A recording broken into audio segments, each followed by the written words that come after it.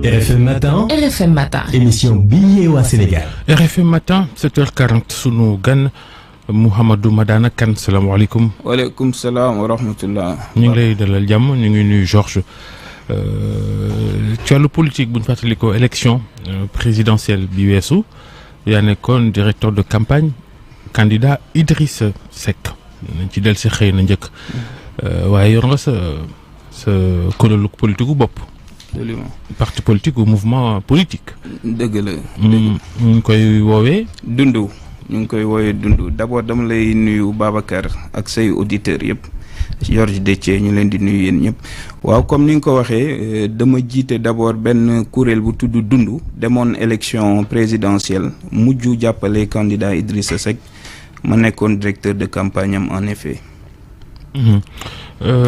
bala ñoo sori kon xayma gu njëkk téeméeri fan yu njëkk Diomaye ci bopp Sénégal ku nekk ci joxe see xalaat teel na baaxul position yu bëri gis nañ ko ci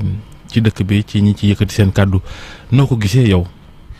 waaw sama gis-gis mooy c'est incertain encore parce que xam nga ñun dañu taamu yoon boo xam ne mooy bu ñuy wax ci dara day fekk ñu xam fu ñu jëm.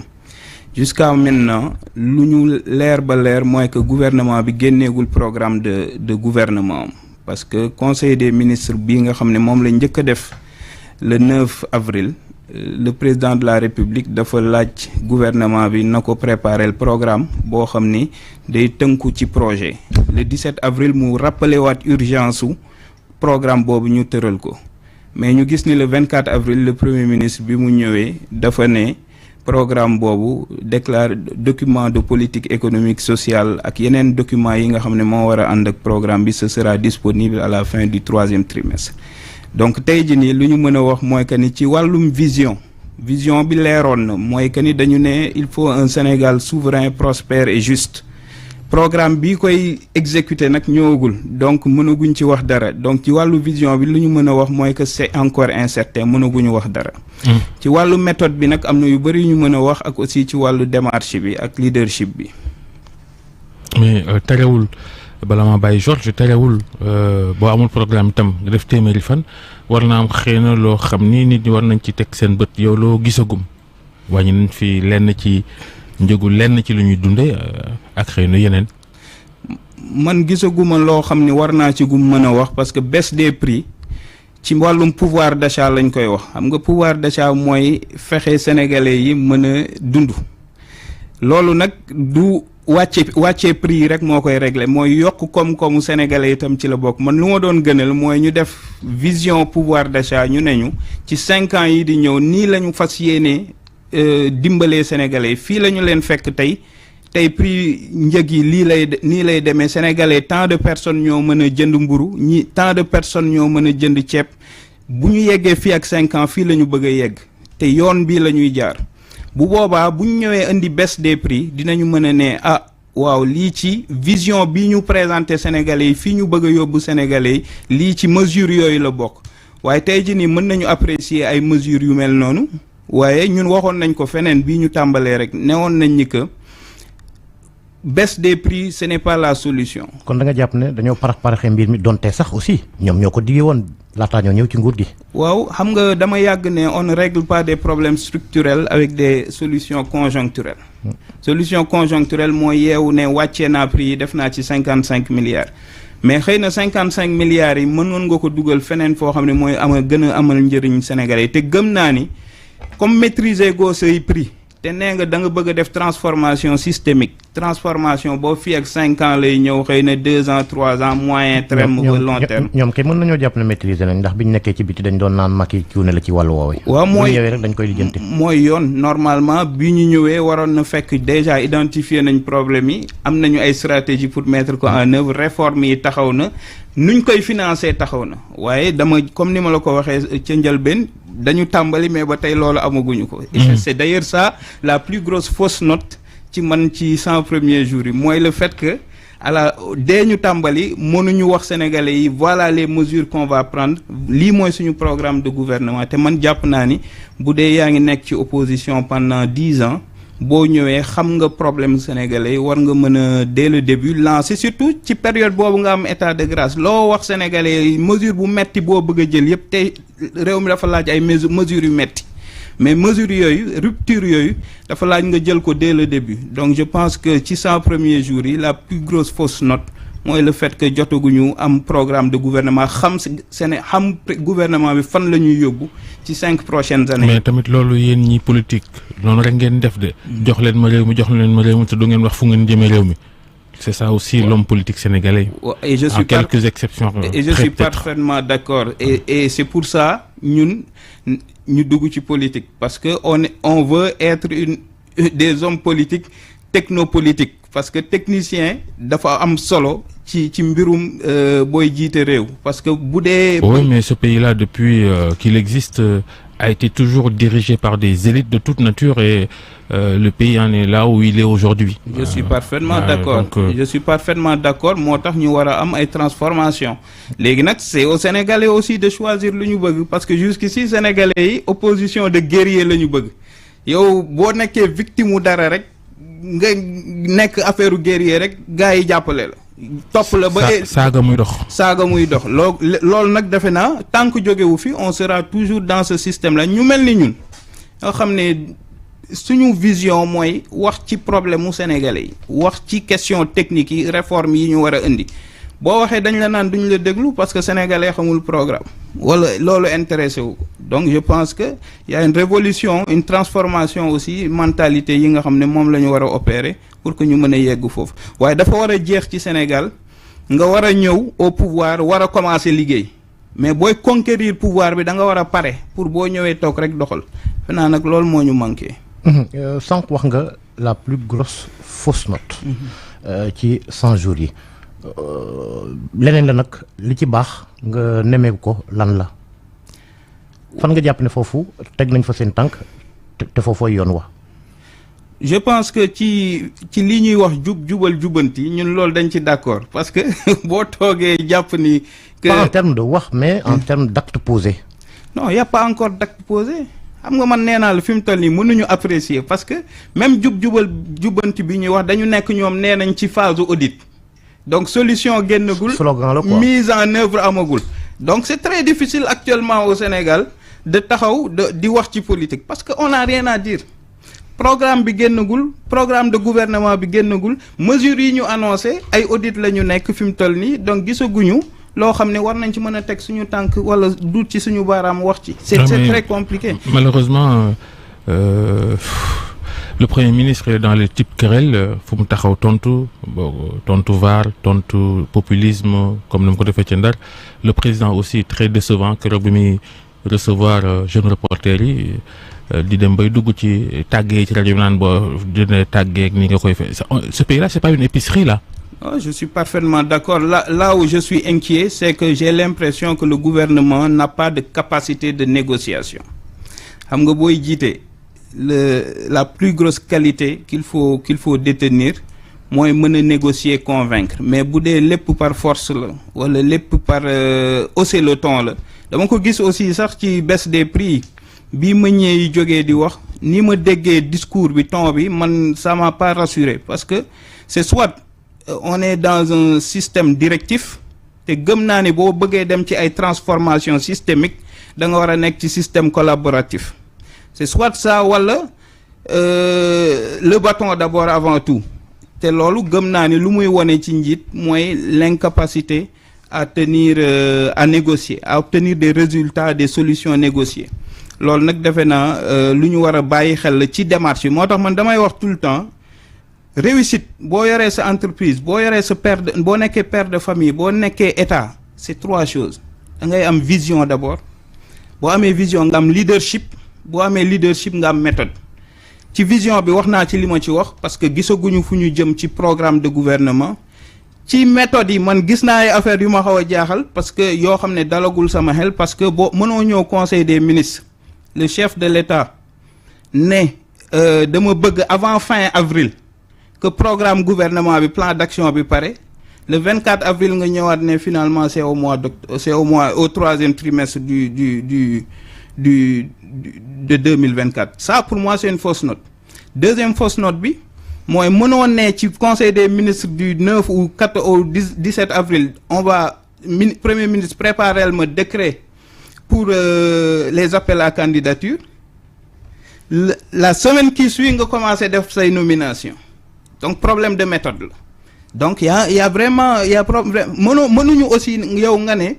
da ngay def ce programme de gouvernement fin trimestre troisième trimestre 2024 nga annoncé ñu une doctrine de souveraineté alimentaire boo xam ne ñun ba tey xamuñu lan la c'est important qu'on nous le dise on l'a évoqué lors d'un conseil des ministres mais cette doctrine là c'est quoi mënuñu aussi nga wax ñu loolu ba pare nga ñu indil débat d'orientation budgétaire di ñu envoyer budget sur les 3 prochaines années yóbbul ñu ko assemblée parce que le budget yow booy gérer sa entreprise balaa ngay génnee sa budget nga am xam foo jëm loolu moo jiitu nga ne léegi chiffré naa li may def yëpp lii laay soxla mais nan la ñu mën a inverser dem débat d'orientation budgétaire alors que le programme de gouvernement n'est pas disponible en même temps ma dégg le ministre de l'économie ci benn conseil des ministres bu mujj mu ne que mu ngi waaj a présenter au conseil des ministres un document de transformation systémique waaw mais loolu comment ça s'articule avec le programme du gouvernement c'est-à-dire c'est soit dañ ñuy defal programme de gouvernement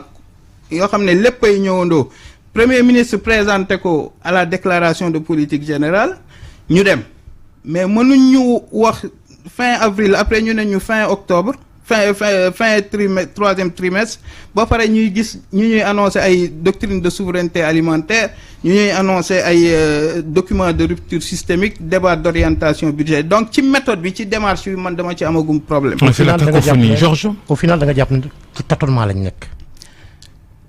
en tout cas on a l'impression d'un pilotage à vue parce que man des chefs d'entreprise là lu ma xam mooy balaa may exécuter ay mesures ma xam fu ma jëm damay ne sama vision lii la sama vision nag samay mesures a ngi nii mais fi mu toll nii ñoo ngi gis ay mesures pouvoir d'achat bi bés bi ci ay mesures la bokk waaye au service de quelle vision on ne sait pas sur le pouvoir d'achat emploi déggaguñu ci dara c'est une urgence lan mooy politique u emploi quelle est la politique économique de l'emploi du Sénégal buñ ñu bëgg a indil xamaguñu quelles sont les réformes institutionnelles et de financement de l'emploi au Sénégal xamaguñu donc c'est pour ça que je dis c'est très compliqué on voit le président de la République se déplacer def ay voyages diplomatiques c'est bien mais au service de quelle politique étrangère du Sénégal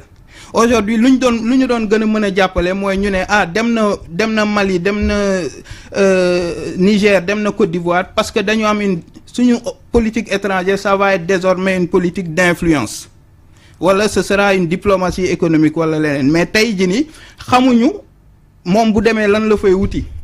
ñu mën a évaluer aussi ñun citoyens yi ñu mën a taxaw ne président de la République dem na donc dem na Burkina Faso lii ak lii la fay wuti ñu mën a évaluer que am na ko mais tey mën a présenter guñ ñu la politique étrangère du Sénégal à partir de maintenant. mais yaa ngi waxi entreprise yow banquier nga mos ngaa jiite Banque islamique du Sénégal. gis nañ entreprise yi niñ leen di xojee jamono ji parce que nit ñoo foog ni médias yi la rek entreprise de presse déedéet entreprise yu bëri fi ñu toll nii ñu ngi commencé sooxee ndax l'impôt bi ñu leen di wañ seen loxo sans négocier kook ñoom ndax fay impôt moom par force la mais est-ce que boo nekkee njiit lu bees ci réew boo yokkulum xëy war nga ko wàññi ndax bu dee entreprise de presse yi nga xam ñun moom lañ gën a maîtriser boo jëlee fu ci mel ni GFM tey ji boo ko tëjee wala nga fexe bam daanu Youssou Ndour am na dépense ba àddunay tukki ay doomam ils sont à l'abri ñu ngi ci jàmm dinañ yor dépense ba ko rëpp ñuy màggat waaye ñi nga xam ni ñoo santul Ndour te ne fu ci mel ni GFM tey ji boo ko tëjee ñoom ñooy taxawaalu ci mbedd bi on a l'impression qu'il y a un peu de méchanceté noo gisee toute cette pression sur les entreprises de presse. Alors il y a plusieurs niveaux yu ñu ko wala analyser ci principe yi d'abord et ensuite ci méthode bi ci principe yi je pense que ñun ñëpp d'accord nañ que ku war a fay impôt da ngay fay. Par force. man quand j'étais à l'international j'étais fonctionnaire international pendant 12 ans mosuma fay impôt bi ma ñëwee diriger Banque islamique du Sénégal la première fois bi ñu ma daggee dama tiit donc c'est difficile mais man mënuma nangu man may fay muy metti que ñeneen ñi duñu fay donc dans le principe je pense qu'on est tous d'accord dans la méthode nag mooy conduite du changement bi ma mës a wax rek boo ñëwee bëgg a indi ay transformation systémique ay rupture c'est important jubal jubanti boobu ñun dañ ci d'accord à 100% mais boo ko naree def aussi da nga ciy ànd ak méthode boo ñëwee fekk say entreprise yoo xam ne système bi fi nekkoon nga bëgg ko changer ñoom nekkuñu woon di fay ay impôts wala am na lu ñu leen tàmmaloon je pense que la capacité de négociation qui est attendue d'un gouvernement la capacité de prise de hauteur ce serait de trouver des solutions concertées donc man lu ma sentir fi mu toll nii mooy diirante mbagg te loolu defe naa état warul diirante ak mbagg ak ay entreprise am ak ay citoyen parce que ñooñu la fi toogal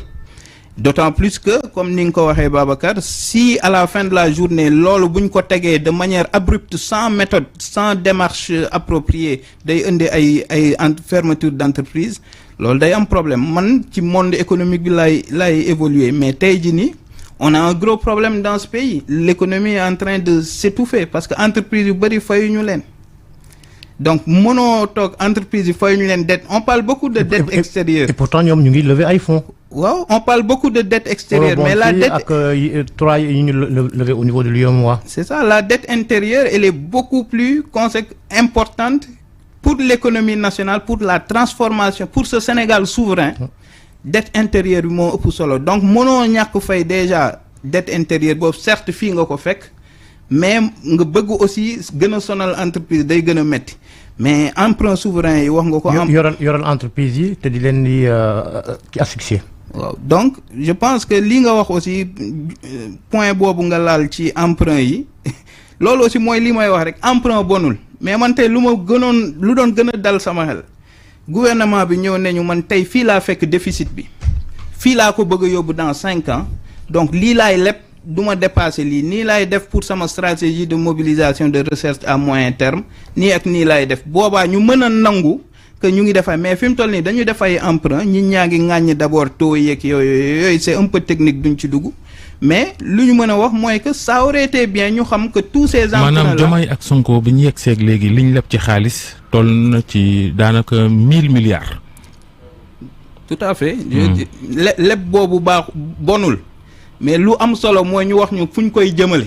Sonko daan wax ni Macky day jël avion bi di leb di teg rek waaye ñoom ñetti weer daanaka 1000 milliards. lu am solo mooy ñu wax ñu fuñ koy jëmale c'est-à-dire su dee dañu ne dañuy leb pour investir dans tel domaine dans le cadre du projet de transformation systémique bu boobaa dinañu mën a comprendre waaye dinañu leen ne mais déficit bi fuñ koy yóbbu est-ce que déficit bi tey boo ko fekkee 4,3% fan nga ko bëgg a yóbbu fii ak 5 ans buñ ñu nee 3% lañ ko bëgg a yóbbu ñun ñu mën a apprécier ñun techniciens ñu mën a wax est-ce que 1000 milliards yooyu alors c'est opportun ou pas dégg nañu FMI ne leen soxlawoo leen ko parce que vous êtes en situation de surliquidité beneen faiblesse de surfinancement beneen faiblesse bii ma gis ci gouvernement bi pour l'instant ñu leen koy wax pour attirer leur attention et peut-être jàppale leen ci réflexion yi mooy que seen communication dafa faible parce que on a l'impression qu'ils ne communiquent pas sur le programme d'action gouvernementale lii pour communication yi fi jotaguma am yëpp c'est des communications politiques c'est les sorties du premier ministre il est dans son rôle premier ministre sortie politique mais gouvernement bi li muy def ak fu muy jëm ak mesures yi mu jotagum jël nan lañ koy expliquer defe naa foofu on pêche encore ce qui fait qu'on est totalement dans 10 secondes. est-ce que noppi nga jege leen jàppale leen ci wàll wi. jàppale leen li may def nii jàppale leen la. parce que dem fekki leen. non moi je suis comme jóge nga ci Idrissa Seck. soxla bi élection bi passé. non mais da nga fàtte ni man candidat laa woon man sama bopp. candidat spolié comme vous disiez te dama tëral sama parti ñu ngi construire. on est en train de continuer notre marche. parti d'opposition li Georges bëgg laaj tey mooy ba xam opposition ngeen wala lu ngeen doon. waaw on est pas xam nga ku àndul ak nguur rek yaa ngi opposition. kon jeex na jërëjëf Mouhamadou Madana Kane. c'est clair jërëjëf Georges jërëjëf Soxna Nata.